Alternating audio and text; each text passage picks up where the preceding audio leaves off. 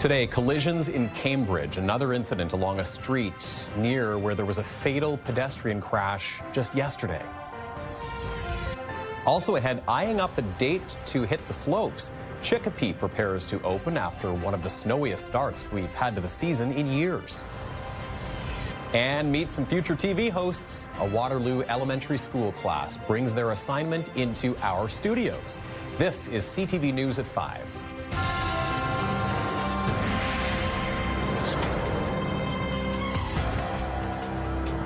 Thanks for joining us on this Friday. First at 5 today, another collision in Cambridge. A two-vehicle crash today along the same street where a young child was killed and a woman seriously injured just yesterday. Let's go to CTV's Karis Mapp live now with more. And Karis, we've got to be clear, police still looking into the causes of each of these collisions, but you are certainly hearing some concerns in the community about this location. That's right, Tony. I was on scene to follow up on yesterday's fatal pedestrian collision when emergency services were back along Cedar Street at the Westgate Centre Plaza for another crash. As you mentioned, police have yet to confirm the cause of either crash, but many pedestrians and drivers I spoke with say that the area is well known for being a danger zone. Yesterday, a 3-year-old girl and a 31-year-old woman, both of them pedestrians, were seriously injured when they were hit by a vehicle. A memorial has been growing at the site, and police say they don't have any information to share yet on the cause of that crash. And then today, another collision in the same area. 2 vehicles. Police tell us one person was taken to hospital with non-life-threatening injuries, and one of the other drivers in this case has been charged under the Highway Traffic Act. One woman I spoke with said she uses the crosswalk in the area 3 to 4 times a week and often gets nervous crossing the busy street. I know that a lot of people are not stopping and they just keep going or try to go as fast as they can. Not before. I always watch, like right now, I didn't push the button till the car went by. So if there's a truck coming in, I don't push the button till the truck goes by. Coming up at 6, I'll hear from a disability advocate who lives in the area and says he's brought up concerns about that crosswalk multiple times with both police and the city. Tony. Okay, CTV's Karis Mapp as we keep following both of those investigations in Cambridge. Karis, thank you. And new developments to get to now in the investigation into a pedestrian death in Cambridge that happened last month. A 75-year-old woman has now been charged in a November 20th collision that left a 34-year-old woman dead. This is where it happened. Langs Drive and Industrial Road back on November 20th, just after 12 noon.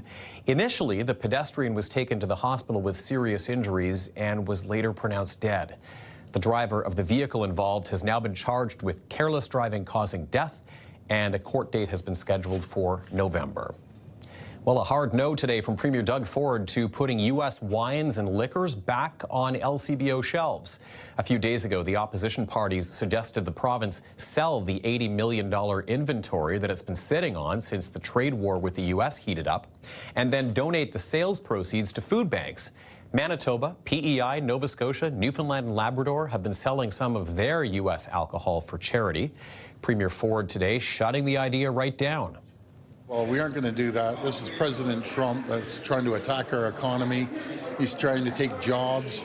And really, the wine industry in Ontario has seen a 79% increase. This is helping Ontario with jobs and people with jobs.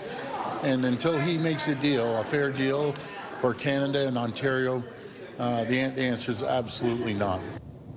Ontario has about $2 million worth of U.S. alcohol that is about to expire.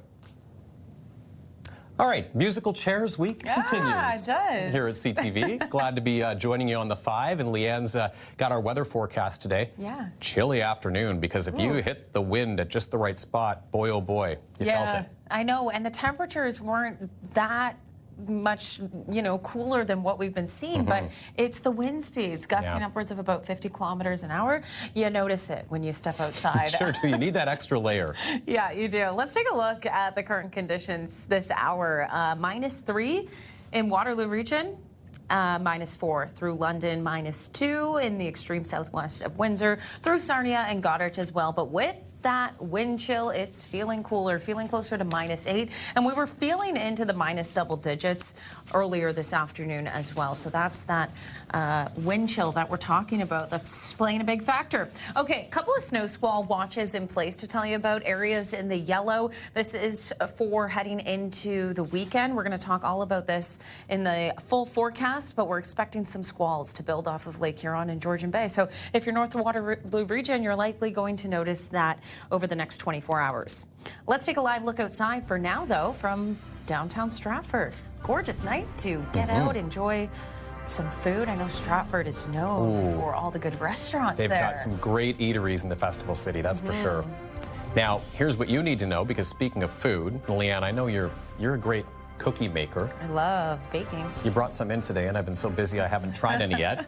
But if you'd like to show off your creativity at a gingerbread house decorating competition, this is happening tomorrow night, Midnight Run Cafe. Tickets, $60 per pair. That includes a starter kit and a medium drink. Contestants will vote for the winner. Back in a moment. There's been a dramatic rise in the number of Ontarians being prescribed medications for ADHD. That's according to researchers at North York General and the Hospital for Sick Kids. The study looked at all prescriptions for stimulant drugs like Ritalin and Adderall dispensed in the province between 2015 and 2023. It found annual prescriptions to treat ADHD were up by 157% in 2023 compared to 2015. They accelerated during the pandemic. Possible reasons: a surge in time online, increased public awareness, and recognition of previously undiagnosed people.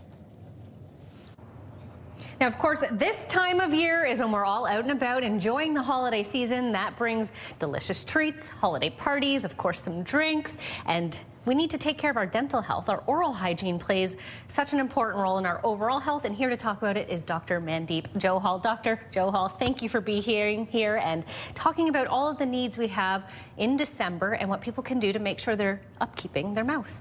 Well, thank you so much for having me. Let's start over here. Yeah, let's start with the naughty list first. So this is, don't shoot the messenger.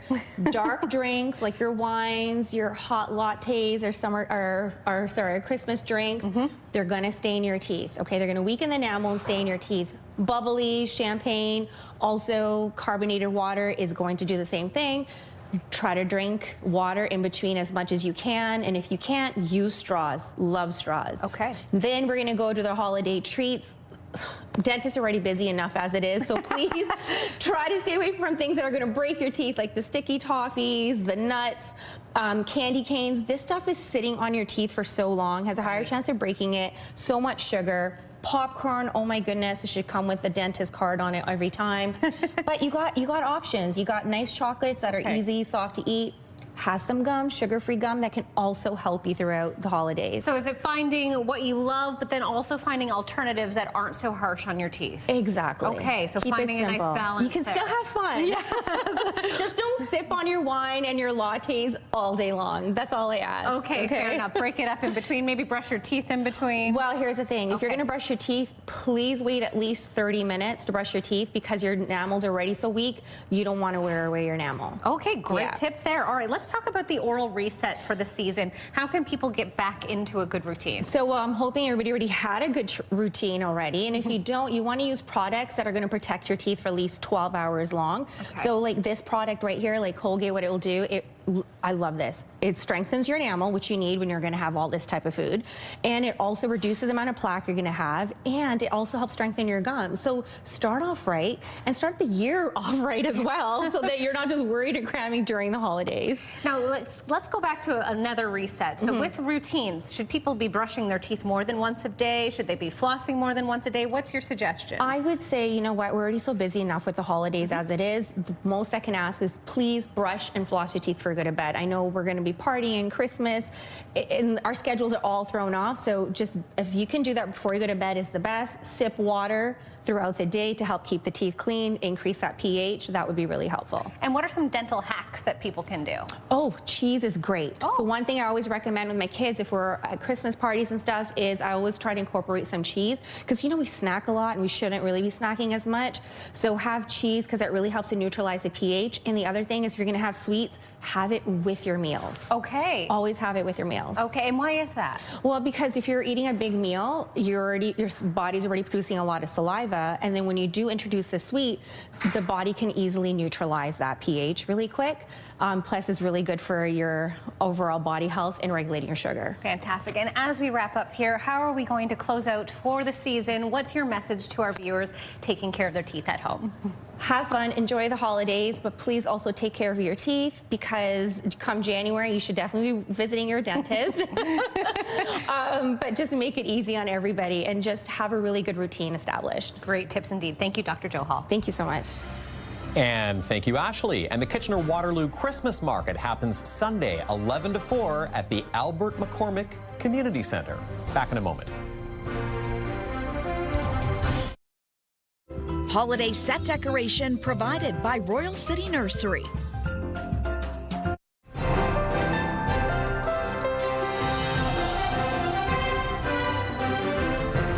Well, Leanne, I feel like I should be thankful we got a little bit of sun this week, but today kind of felt like we were chasing it. It was disappearing fast. Yeah, it really was. And also this week, frigid overnight lows. We've really seen some temperatures dive deep, and more Arctic air is going to be pushing into southern Ontario. So that's what we have to look forward to this weekend. Of course, we'll get to that. We'll talk all about it. First, we are going to take a live look outside from downtown Stratford this evening.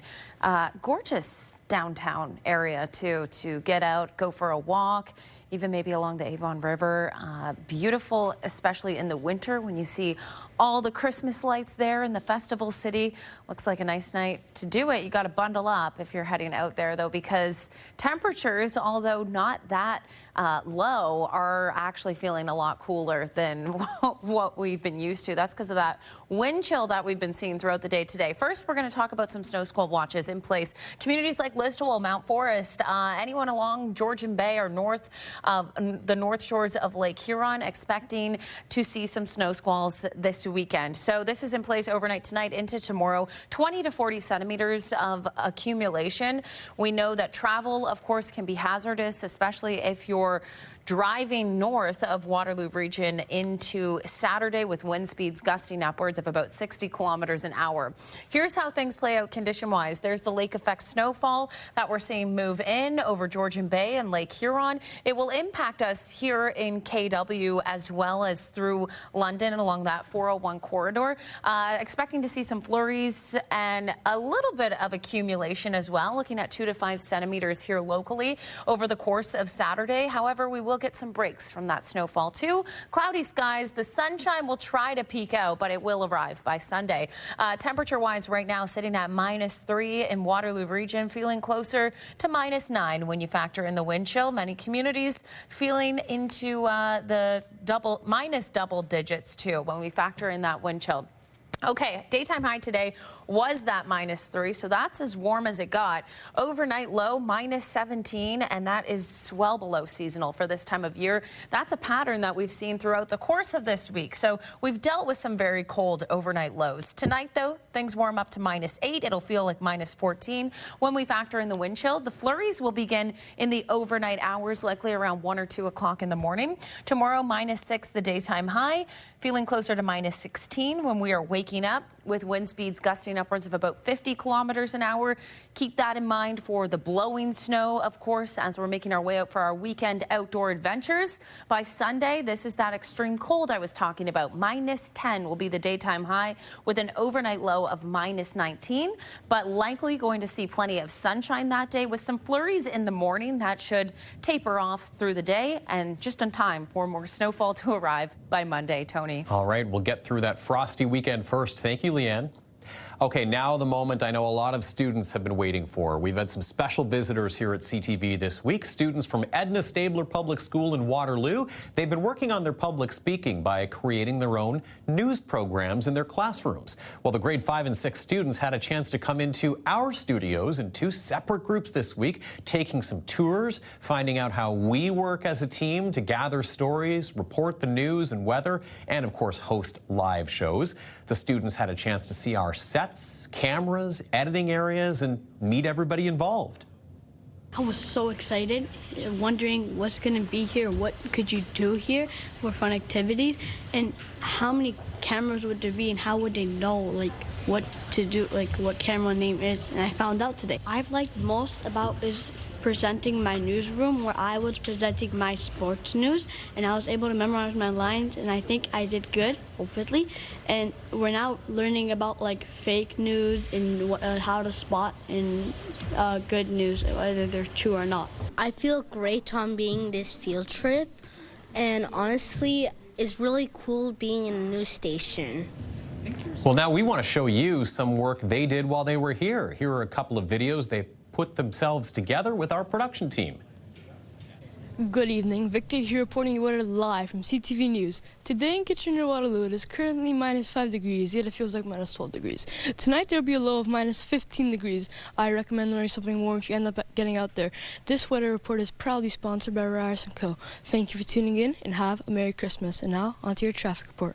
Good morning, residents of Waterloo Region. As we all are aware of the 6th-day World Emergency Control, or WEC meet, is currently happening in Ottawa, Canada. All political division leaders are currently present there. Day before yesterday was the grand opening ceremony in Ottawa, where the leaders watched a very entertaining air show and had a huge feast in the parliamentary dining room. Yesterday, climate change was up for discussion to find an instant effect answer. Sadly, no immediate solution was found, but the leaders agreed to work alongside the world's best scientists to find a cure to this devastating problem. Also, many leaders agreed to help clean up Mother Earth. Thank you for tuning in. Thank you for tuning in to CTV News. Stay tuned for more. Great job, everyone. And now we want to show you some projects they did at school. They've been learning about news, sports, weather, and entertainment presentation, but also, as you heard, about distinguishing between fake news and real facts.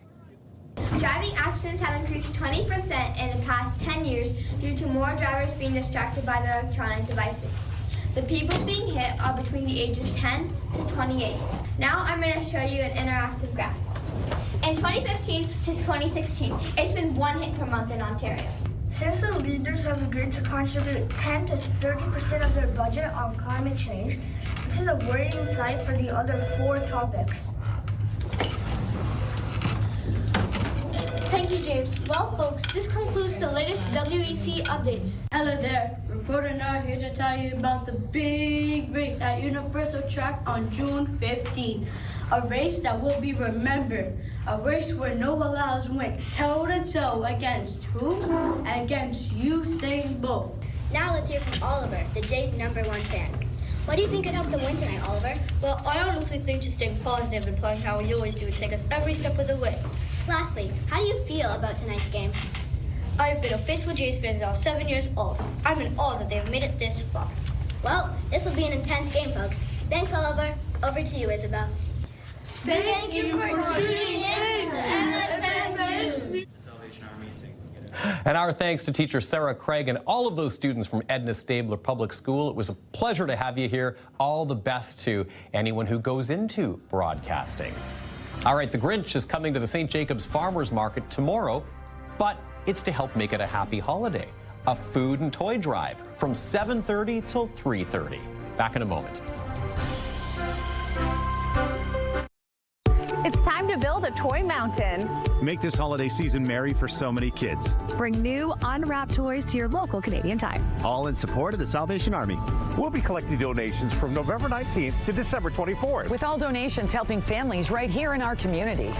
Toy Mountain, supported by the Core Group, Goman's Appliances, and the Crack Specialists. Let's make this the best toy mountain ever. Visit ctvkitchener.ca for more ways to donate.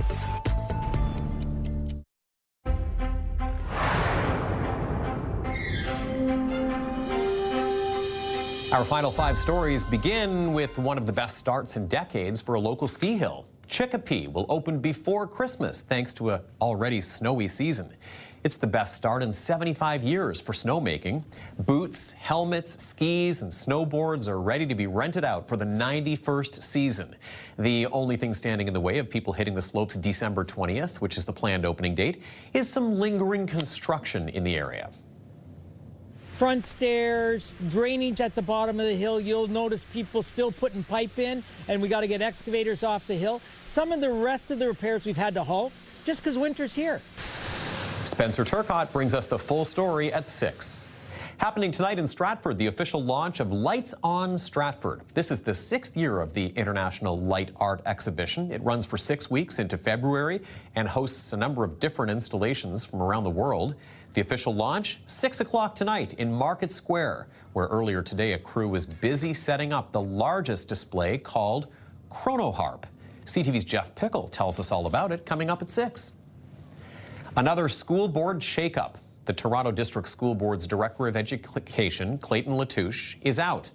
The province had already appointed a supervisor to take over the board's management. That supervisor today said it's time for a fresh start. The education minister has put supervisors in charge of 6 boards over concerns about financial mismanagement and deviation from core responsibilities around educating students, and has said that he's considering doing away with elected trustees.